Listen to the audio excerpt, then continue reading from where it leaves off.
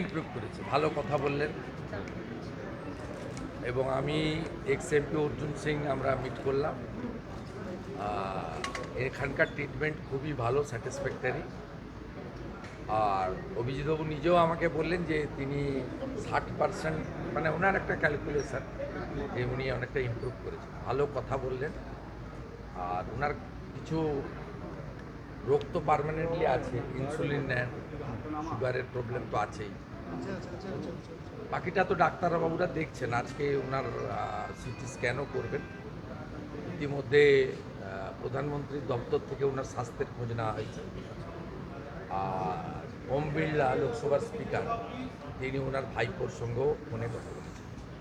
আমরা পুরো নজর রেখেছি।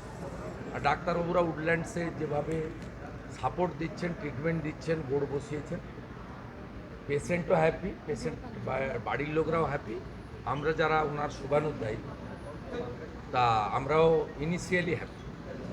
বাকি 12:30টার সময় সিটি স্ক্যানের পরে যিনি ডক্টরবাবু হেড করছেন টিমে, তার সঙ্গে আমি কথা বলে নেব, বলে নিয়ে ফ্যামিলির কনসার্ন নিয়ে ফার্দার কোর্স অফ অ্যাকশান হবে।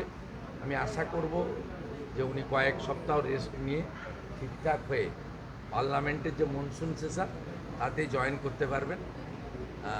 ওয়াকফ অ্যামেন্ডমেন্ট বিলের জেপিসিতে উনি মেম্বার ছিলেন, গুরুত্বপূর্ণ রোল নিয়েছেন। আগামী দিনেও সংসদীয় ব্যবস্থাতে উনি খুব ইম্পর্ট্যান্ট রোল নেবেন, এটা আমি করব।